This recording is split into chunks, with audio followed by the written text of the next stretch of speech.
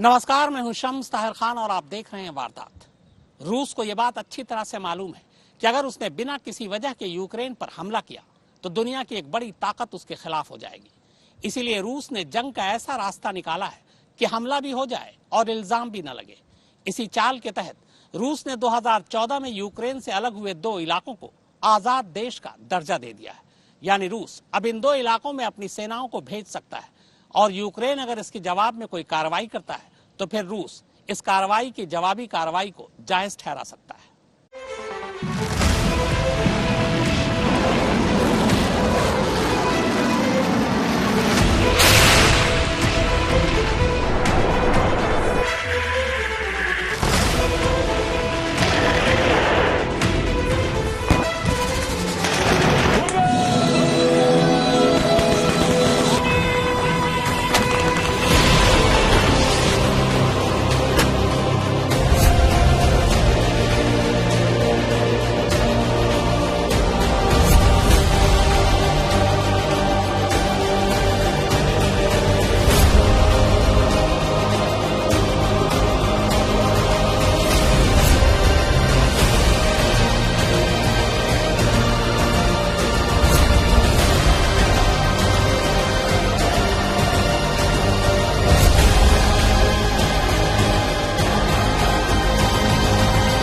Began to impose sanctions in response far beyond the steps we and our allies and partners implemented in 2014.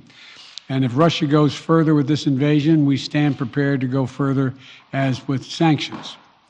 Who in the Lord's name does Putin think gives him the right to declare new so-called countries on territory that belong to his neighbors? This is a flagrant violation of international law, and it demands a firm response from the international community. Over the last few months, we've coordinated closely with our NATO allies and partners in Europe and around the world to prepare that response.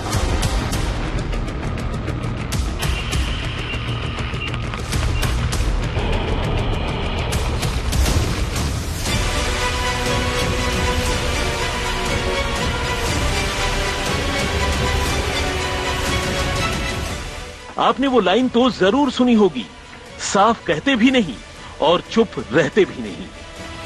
Ukraine को लेकर रूस का रवैया कुछ कुछ वैसा ही है। रूस लगातार इस बात से इनकार करता रहा है कि वो यूक्रेन पर कोई हमला करने वाला है, लेकिन ये भी सच है कि उसने सारा काम छोड़कर यूक्रेन की सीमाओं पर अपने 90,000 सैनिक तैनात कर दिए हैं।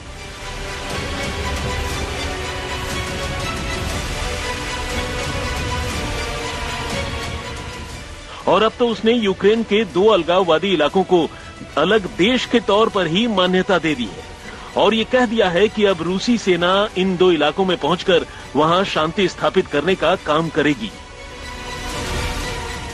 मतलब ये हुआ कि रूस बेशक यूक्रेन पर सीधे जंगी हमला नहीं कर रहा है, मगर वो यूक्रेन पर रह रहकर किश्तों में वार जरूर कर रहा है। और रूस के इस किश्तों वाले हमले ने दुनिया की 2 महाशक्तियों यानी रूस और अमेरिका को आमने सामने लाकर खड़ा कर दिया है। ब्रिटेन और जापान जैसे देश तो खैर इस मामले में शुरू से ही रूस के खिलाफ हैं। दरअसल लुहांस्क और दोनेत्स्क पर रूस की हिमायत करने वाले अलगाववादी काबिज हैं। इन दोनों इलाकों को डोनबास के तौर पर जाना जाता है। ये इलाके 2014 में यूक्रेन सरकार के कब्जे से बाहर हो गए थे और इन्होंने खुद को आजाद गणराज्य करार दिया था, लेकिन मान्यता को लेकर इनकी लड़ाई अब भी जारी है। यूक्रेन का कहना है कि अलगाववादियों से लड़ाई में अब तक लगभग 15,000 लोग मारे जा चुके हैं। रूस इस संघर्ष में बेशक खुले तौर पर अलगाववादियों को समर्थन देने से इनकार करता रहा हो, लेकिन जानकारों का दावा है कि वो शुरू से ही अलगाववादियों की पिछले दरवाजे से मदद करता रहा है, जिसमें खुफिया तौर पर फौजी मदद, आर्थिक सहायता, कोविड-19 टीकों की सप्लाई और यहां रहने वाले तकरीबन 8 लाख से ज्यादा लोगों को रूसी पासपोर्ट इश्यू करना शामिल है। The activities of the Ukrainian army is governed by the foreign consultants, and we are well aware of that. Last year, under the pretext of the war games, the military contingents of the NATO countries were deployed in Ukraine. Ukrainian army is already integrated into NATO. It means that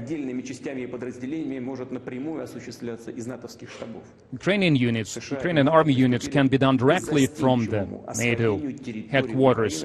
The West started to explore the territory of Ukraine as the future theater of military action, the future battlefield, and it is aimed against Russia. Last year alone, it had more than 20,000 troops and more than 1,000 equipment, hardware units. लेकिन अब रूस ने पहली बार ये कह दिया है कि वो डोनबास को यूक्रेन का हिस्सा नहीं मानता। रूस के डोनबास को मान्यता देने का मतलब ये हुआ कि अब वो अपनी सेना को इन इलाकों में भेज सकता है। रूस की दलील है कि वो यूक्रेन के खिलाफ डोनबास की हिफाजत के लिए एक सहयोगी के तौर पर दखल दे रहा है, बल्कि उसने तो यहां तक कह दिया है कि उसकी सेना इलाके में अमन चैन लाने के लिए काम करेगी। ये हालात कितने खतरनाक हैं, इसका अंदाजा इसी बात से लगाया जा सकता है कि दोनेत्स्क के पूर्व नेता अलेक्जेंडर बोरोडाई ने पिछले महीने ही ये साफ कर दिया था कि अगर रूस ने अलगाववादियों को मान्यता देने का काम किया और लुहांस्क और दोनेत्स्क पर कब्जा करने में उनकी मदद की, तो रूस और यूक्रेन के बीच जंग की शुरुआत हो जाएगी। और फिलहाल हालात ऐसे ही बनते नजर आ रहे हैं। रूस के इस कदम के बाद आनन फानन में संयुक्त राष्ट्र सुरक्षा परिषद की आपात बैठक बुलाई गई और उसके इस फैसले की कड़ी मजम्मत की गई। बैठक में कहा गया कि रूस ने ऐसा कर मिन्स्क समझौते की चिंदियां बिखेर दी है। अमेरिका और ब्रिटेन इस मामले में सबसे मुखर रहे और बहुत मुमकिन है कि अब ये दोनों ही देश रूस पर नए आर्थिक प्रतिबंधों का ऐलान भी कर दे। अमेरिकी विदेश मंत्री एंटनी ब्लिंकन ने तो खैर पहले ही कह दिया था कि यूक्रेन के अलगाववादी इलाकों को कोई मान्यता देना यूक्रेन के निजी मामलों में दखल देने जैसी बात होगी और ये अंतर्राष्ट्रीय कानून का उल्लंघन भी होगा। जबकि रूस के इस फैसले के बाद ब्रिटेन के प्रधानमंत्री बोरिस जॉनसन ने ब्लिंकन की उन्हीं बातों को दोहराया है। रूस के इस फैसले से यूरोपियन यूनियन भी नाराज है और उसने कहा है कि वो यूक्रेन के साथ मजबूती से खड़ा है। असल में यूक्रेन का झुकाव अमेरिका और नेटो देशों के प्रति रहा है, जबकि रूस ऐसा नहीं चाहता, क्योंकि उसे लगता है कि अगर यूक्रेन को नेटो की मेंबरशिप मिल गई तो अमेरिका समेत नेटो मुल्कों की फौज उसकी दहलीज तक पहुंच जाएगी और ये उसके लिए एक बड़ा खतरा होगा। ऊपर से यूक्रेन पर अमेरिका का दबदबा बढ़ने से उसके लिए आर्थिक तौर पर भी नई चुनौतियां खड़ी होंगी। कुछ इन्हीं वजहों से रूस यूक्रेन पर लगातार दबाव बनाने की कोशिश करता रहा है।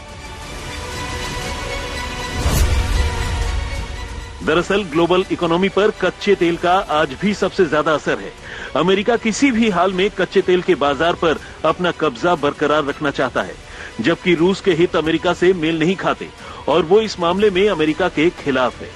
रूस यूरोपीय देशों को कच्चे तेल और गैस की सप्लाई करता है और सप्लाई की ये पाइपलाइन यूक्रेन से होकर गुजरती है। अमेरिका को लगता है कि अगर उसका यूक्रेन पर दबदबा रहा तो कच्चे तेल के बाजार पर भी उसका कब्जा रहेगा। इससे वो रूस को भी आसानी से काबू कर सकेगा। उधर यूक्रेन रूस से कच्चे तेल पर यूरोपीय देशों की निर्भरता को धीरे धीरे कम कर रहा है, जिससे अमेरिका को फायदा होना तय है, क्योंकि इससे उसके लिए नया बाजार पैदा होगा। जानकारों की माने तो यूक्रेन और अमेरिका से रूस की नाराजगी की जड़ में यही सबसे अहम वजह है। अब आइए आपको लगे हाथ ये भी बता देते हैं कि अमेरिका और यूरोपियन यूनियन के रूस पर प्रतिबंध लगाने का आखिर क्या असर होने वाला है। जानकारों की माने तो अमेरिका और सहयोगी देश अगर रूस पर कड़े आर्थिक प्रतिबंध लगाते हैं तो रूस को अच्छा खासा नुकसान हो सकता है। रूस की अर्थव्यवस्था रिसोर्स बेस्ड है और कच्चा तेल और गैस के निर्यात से उसकी जीडीपी को बूस्ट मिलता है। ये देखा गया है कि जब क्रूड के भाव बढ़ रहे होते हैं तो रूस की इकोनॉमी भी तेजी से बढ़ती है। मौजूदा संकट से क्रूड फिर $100 के करीब पहुंच गया है। अब अगर अमेरिका ने रूस के तेल और गैस को भी प्रतिबंध के दायरे में ला दिया तो रूस के लिए नए खरीदार की तलाश करना एक मुश्किल काम होगा। इससे रूस के लिए मुश्किल आर्थिक हालत पैदा हो जाएंगी। हालांकि रूस और यूक्रेन के बीच जारी इस विवाद में भारत ने बहुत सधी हुई प्रतिक्रिया दी है। भारत ने रूस और यूक्रेन के रिश्तों में बढ़ते तनाव पर चिंता तो जताई, ये भी कहा कि इस मसले को बातचीत से सुलझाया जाना चाहिए, लेकिन न तो उसने अमेरिका के कदम की हिमायत की और न ही रूस के कदम की मुखालफत की। इसे एक तरह से भारत के तटस्थ रवैये के तौर पर भी देखा जा सकता है। भारत ने यूक्रेन में पढ़ाई के लिए गए छात्रों से एक बार फिर घर वापसी की अपील की है, भारत की ओर से कहा गया है कि ऑनलाइन क्लासेस पर किसी फैसले का इंतजार किए बिना भारतीय छात्रों को वापस लौटना चाहिए। भारत ने अपने नागरिकों को यूक्रेन से निकालने के लिए एक्स्ट्रा फ्लाइट्स की भी शुरुआत की है। अमेरिका और नेटो देशों का आकलन यह है कि रूस अब किसी भी वक्त, अगले चंद हफ्तों में नहीं, अगले चंद दिनों में यूक्रेन पर हमला करने वाला है।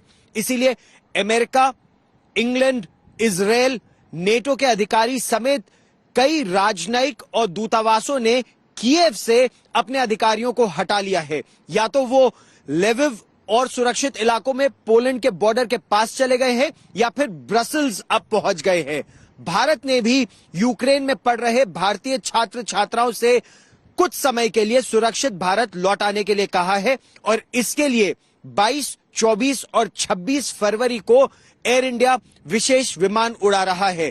जरूरत पड़ने पर चार्टर्ड फ्लाइट्स और एयर ब्रिज की स्थापना भी की जाएगी। देखिए, जो यूक्रेन का मामला है, भारत यही चाहता है कि किसी तरीके से शांति स्थापित हो और बातचीत के द्वारा इसका समाधान निकाला जाए, यह भारत चाहता है।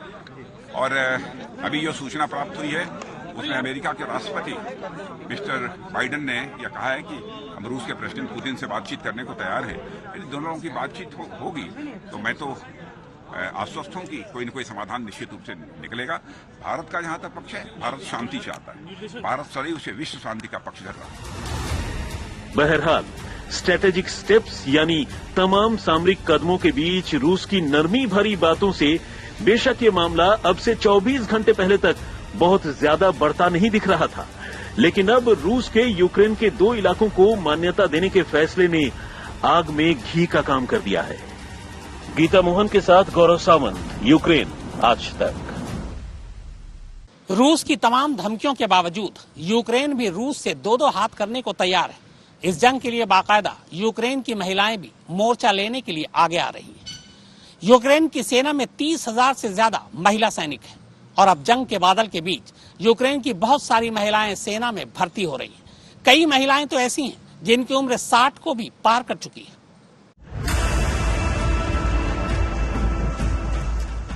जब किसी कुनबे पर मुसीबत आती है तो घर का हर सदस्य मुसीबतों से टकरा रहा होता है। कुछ ऐसा ही यूक्रेन में भी देखने को मिल रहा है।